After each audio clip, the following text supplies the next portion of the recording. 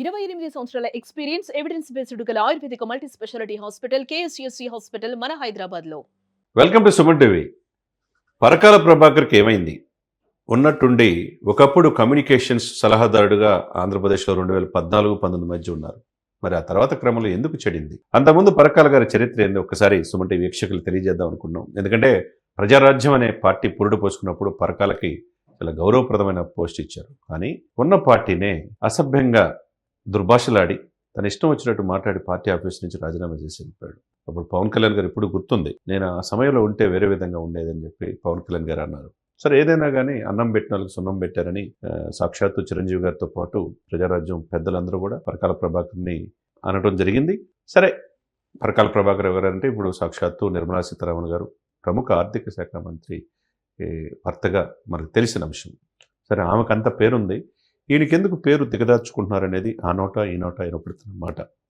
ఎందుకంటే నిన్న మొన్న అన్ని పత్రికల్లో కూడా ఇదే శీర్షిక దేశవ్యాప్తంగా చర్చకు దారితీసింది. ది వైర్ అనే ప్రముఖ వెబ్సైట్ విశ్లేషణాత్మక కథనం దాంట్లో ప్రచురించింది. అర్ధరాత్రి ఓట్లు మిస్టరీ అని చెప్పేసి ఆంధ్రప్రదేశ్లో ఏదో రిగ్గింగ్ చేసుకుంటే దానివల్ల ఈ కూటమి అధికారంలో వచ్చిందని చెప్పి సాక్షి లాంటి ప్రధాన పత్రికలో ఫుల్ పేజ్ ఆర్టికల్ వేశారు. మరి ఈయన ఒకప్పుడు మరి పరకాల ప్రభాకరు కొన్ని ఛానల్లో పనిచేశాడు. తర్వాత పరిశోధన ఈయనకి సామాజిక రాజకీయ ఆర్థికవేత్తగా చలామణి అవుతా ఒక పెద్ద ఆయనగా మనం చూస్తూ ఉంటాం, మీడియాలో మాట్లాడుతాం. మరి ఆయనే చెప్పాడు ఈ ఓటు కుంభకోణం, ఓటు చోరీ జరిగింది ఆంధ్రప్రదేశ్లో అని చెప్పన్నారు. ఎందుకంటే ఆర్టికల్ 324 ప్రకారం మన రాజ్యాంగం తెలుసు కాబట్టి 2 సంవత్సరాల 11 నెలల 18 రోజులు గొప్ప రాజ్యాంగం, డాక్టర్ బిఆర్ అంబేద్కర్ గారు రచించిన రాజ్యాంగం. అటువంటి రాజ్యాంగం ప్రకారం మనకు శాసన కార్యనిర్వాహక శాఖలు అన్నీ ఉంటాయి. దాంట్లో భాగంగా 324 అనేది election commission independent body. 324 election commission ప్రకారం సమర్థవంతమైన దాంట్లో ఐఏఎస్లు ఐపీఎస్లు ఉంటారు, ఎలక్షన్ డ్యూటీ సక్రమంగా పనిచేస్తారు. మరి చేసినప్పుడు ఆల్రెడీ రాష్ట్రం కాకుండా దేశవ్యాప్తంగా ఎలక్షన్ జరిగి అధికారంలోకి వచ్చి 20 మాసాలు అయిపోయిన తర్వాత ఓటమిని హుందాగా స్వీకరించాలి ఆనాటి ముఖ్యమంత్రి గారు కావచ్చు, ఆనాటి మంత్రులు కావచ్చు. ఎందుకు అధికారం కోల్పోయిందని సాక్షాత్తు ఆనాటి ముఖ్యమంత్రి సిస్టర్ షర్మిల గారు కూడా చెప్పారు. ప్రజలకి ప్రగతి భవన్కి ఎట్లయితే తెలంగాణలో దూరమైందో అక్కడ తాడేపల్లి ప్యాలెస్కి ప్రజలకి దూరమైంది కాబట్టి సంక్షేమ మాటను అభివృద్ధిని మరిచారు కాబట్టి బటన్ నొక్కామనుకున్నారు.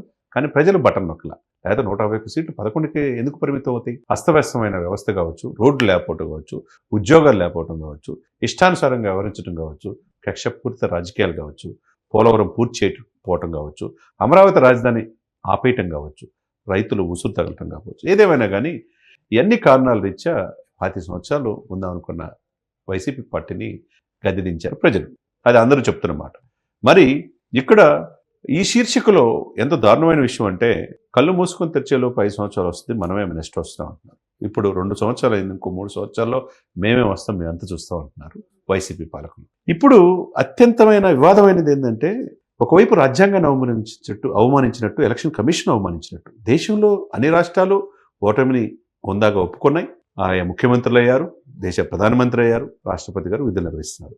ఈ సమయంలో ఉన్నట్టుండి ఇప్పుడే ఎందుకు గుర్తొచ్చింది ఈ పరకాల ప్రభాకర్కి?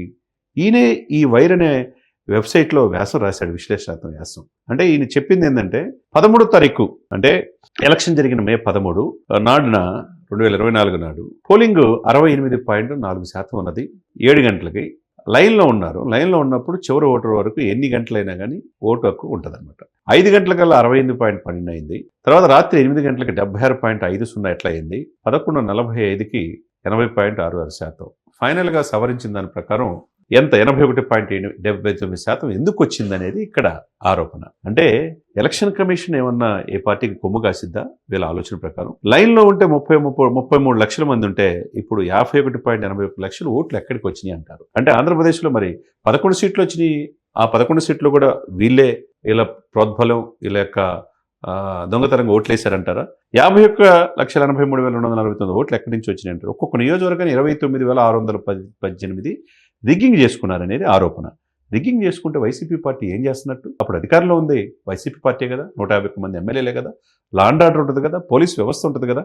మరి ఇటువంటి ఉన్నప్పుడు మీరు ఎందుకు చూసి చూడనట్టుగా ఉన్నారు? మీరు ఎందుకు ఎలక్షన్ కమిషన్ని రాజ్యాంగాన్ని అవమానించినట్టుగా అర్ధరాత్రి ఓటర్ల మిస్టరీ కూటమి దీనివల్లే విజయం వచ్చిందని చెప్పిన మాట ఏదైతే ఉందో ప్రజలు చాలామంది విమర్శిస్తూ ఉన్నారు. ఓటమిని ఉందాగా స్వీకరించాలి. 20 నెలల తర్వాత ఇది మాయాజనం, సాయంత్రానికి ఓటు శాఖ పెరిగినాయి, నైట్ పూట అర్ధరాత్రి 11 నుంచి కంటే 2 వరకు ఈ ఓటు రిగ్గింగ్ చేసుకున్నారంటే మరి ఎలక్షన్ కమిషన్ తప్పు చేసినట్ట. ఎలక్షన్ కమిషన్ ఇప్పుడు వీళ్ళు చెప్పిన ఆరోపణలు చూస్తూ ఉంటే పరకాల ప్రభాకర్ గారి మీద కేసు పెట్టాలి. తర్వాత ఎలక్షన్ కమిషన్ని ధిక్కరించినందుకు వైసీపీ పార్టీ మీద, దాని అనుబంధ సంస్థలు, పత్రికల మీద కూడా కేసు పెట్టాల్సిన అవసరం ఉంటుంది. ఓటమిని ఉందాగా స్వీకరించాలి కానీ రిగ్గింగ్ చేసుకున్నారు, దానివల్లే అధికారంలో వచ్చిందంటాం సహేతుకం కాదని అనేక మంది మేధావులు చెప్తున్న మాట. అద్భుత ఫలితాలు కూటమికి ఎలా వచ్చినాయి అంటే ఇట్లా రిగ్గింగ్ చేసుకోబట్టి అర్ధరాత్రి 2 గంటల వరకు రిగ్గింగ్ చేసుకున్నారన్న. అది రిగ్గింగ్ చేసుకుంటే పోలీస్ వ్యవస్థ చూసిచ్చినట్టు ఉండదు కదా. కేంద్ర బలగాలు 150 బలగాలు వాళ్ళ యొక్క పారామిలిటరీ బలగాలు వస్తాయి. వాళ్ళకి అసలుకి ఏ భాష ఏందని తెలియదు. సీసీ కెమెరాలు ఉంటాయి. అందులో అధికారంలో ఉన్న వైసీపీ పార్టీకి 150 మంది ఎమ్మెల్యేలు ఉన్నారు, వాళ్ళ ఏజెంట్లు ఉంటారు. ఎంపీకి ఎమ్మెల్యేలకు ఉంటారు ఏజెంట్లు. మరి ఇంతమంది ఏజెంట్లు ఉండి, ఇంతమంది పోలీస్ వ్యవస్థ ఉండి ఎట్లా రిగ్గింగ్ చేసుకుంటారు? అంతేగాని పరకాల ప్రభాకర్ గారు మరి దెయ్యాలు వేదాలు వలించినట్టుగా ఉందని చెప్పి కూటమి చెప్తున్న మాట. ఏదేమైనా కానీ 20 నెలలు అయిపోయింది, అంటే 2 సంవత్సరాలు పూర్తయింది. కూటమి ఇంకో 3 సంవత్సరాలు వెయిట్ చేయాల్సిందే. కానీ ఎమ్మటే వీళ్ళు చెప్పినంత మాత్రాన్ని కాకమ్మ కథలు కావచ్చు, వీళ్ళ స్టోరీలు కావచ్చు, ఈ వైరైన మ్యాగజైన్లో విశ్లేషణాత్మకమైన వ్యాసం పరకాల ప్రభాకర్ చెప్పినంత మాత్రాన ఎలక్షన్ కమిషను ఏమీ దీన్ని పెద్దగా పట్టించుకోదు. దానిపైన పూర్తిగా వాళ్ళు కూడా విచారించి కేసు పెట్టే అవకాశం ఉంది. కాబట్టి శాసన, కార్యనిర్వాహక, న్యాయశాఖలు సమర్థవంతంగా పనిచేయనప్పుడు పత్రిక ఉంటుంది, ఫోర్త్ ఎస్టేట్. మరి ఈ 4 శాఖలను అవమానించినట్టే ఈ వ్యాసం ఈరోజు రాసింది ఏదైతే ఉందో. అంటే వైసీపీ సంక్షేమ వాటిని అభివృద్ధిని మర్చే తలకి వీళ్ళు కాదనుకున్నారు. కాబట్టి ఇక్కడ కూటమికి ఓటేశారు. అది ప్రజాస్వామ్యంలో ఓటు హక్కుని గౌరవించాలా, విలువించాలా. ఈయన పవన్గా తుఫాన్ అని చెప్పేసి ఆనాడు మోదీ గారు ఊరకనే అనలా. 4 దశాబ్దాల అనుభవం చంద్రబాబు నాయుడు గారికి ఊరకనే రాలా. యువగలం ద్వారా ప్రజల్లో పాదయాత్ర చేసి ఒక నాయకుడు, సమర్థవంత నాయకుడిగా లోకేష్ బాబు ఒక్క నైటుకునే ఎదగల. కాబట్టి సుదీర్ఘ అనుభవం రాజకీయ పార్టీ ఉంది. వైసీపీ పార్టీ ఏం చేసింది? అక్రమాలు, అవినీతి ఆరోపణలు, అనేక కేసులు. ఇప్పుడు లిక్కర్ స్కామ్లో ఎవరున్నారు, శాండ్ స్కామ్లో ఎవరున్నారు, లేకపోతే ఎందుకు వరుసగా అంబటి రాంబాబులు ఇటువంటి వాళ్ళు అరెస్ట్ అవుతున్నారు, ఇవన్నీ చూస్తూ ఉంటే అనేక స్కామ్లో ఆరోపణలు ఉన్నాయి. సాక్షాత్తు కోర్టులు చూస్తాయి, కోర్టులు రిమాండ్ విధిస్తాయి. కాబట్టి చట్టం దృష్టిలో ఎవరు అతిథులు కాదు. కాబట్టి ఓర్పు వహించాలి. అధికారులు రావాలంటే వైసీపీ కూడా హోందాగా వ్యవహరించాలి. ఇంకో 3 సంవత్సరాలు ఉంది. ఇప్పుడు ఈ కూటమి ఇచ్చిన వాగ్దానం నిర్వర్తించలేకపోతే డెఫినెట్గా వైసీపీకి మళ్ళీ అవకాశం ఉంటుంది. కానీ ఎలక్షన్ కమిషన్ అవమానించకూడదు. ఎలక్షన్ కమిషన్ని పరకాల ప్రభాకర్ చెప్పారని చెప్పి అది నిజమని చెప్పి భావించకూడదు. ప్రజల ఓటుని ప్రజలను అవమానించినట్టే. ప్రజాస్వామ్యంలో ప్రజలే నిర్ణేతలు. మీరు ఓటుకి ఎంత ఇచ్చినా కానీ వాళ్ళు ఎవరు ఓటు వేయాలనేది, సమర్థవంతమైన పాలకుడు ఎవరు, ఎవరి హయాంలో మా రాష్ట్రం బాగుంటుంది అనే ఆలోచన ఉంటుందో వాళ్ళనే గద్దెనెక్కిస్తారు. మరి ఇన్ని ఆరోపణలు ఉన్నప్పుడు గ్రామీణాభివృద్ధిలో 23 స్థానాలు ఎందుకు ఉంది? పోలవరం ఎందుకు పూర్తి చేయలేదు? రోడ్లు ఎందుకు లేవు? ఉద్యోగాలు ఎందుకు లేవు? పరిశ్రమలు ఎందుకు తేలేకపోయారు? గత 5 సంవత్సరాల్లో రిషికొండలో ప్యాలెస్ మాత్రం ఉందో తప్పితే ప్రజల యొక్క బాగోగులు ఏమి ముందుకెళ్ళాల. చివరికి పట్టాదారు పాస్ పుస్తకాల మీద కూడా జగన్మోహన్ రెడ్డి గారి ఫోటో ఉందని చెప్పి ఆరోపిస్తున్నమాట ప్రతిపక్షం. దీని అందరికీ సమాధానం చెప్పాలి. జరిగిన తప్పును సవరించుకొని ప్రజల దగ్గరికి వెళ్తే ప్రజలు ఆహ్వానిస్తారు తప్పితే మరి ఓటు రిగ్గింగ్ అయింది, నైటే అర్ధరాత్రి రిగ్గింగ్ చేసుకున్నారంటే అన్ని టెక్నికల్గా అది చూపించడంలో ఎట్టి పరిస్థితుల్లో వల్ల కాదు. కాబట్టి ఇది ఆరోపణలు మాత్రంగానే పరిగణించాలా. ప్రజల్లో అయోమయ పరిస్థితి తీసుకురాకూడదు. శాంతి భద్రతలు కావచ్చు, ఇప్పుడిప్పుడే పెట్టుబడులు వస్తూ ఉన్నాయి. పోలవరం 27 నాటికి పూర్తవుతుంది. Amaravati day and night work జరుగుతూ ఉంది.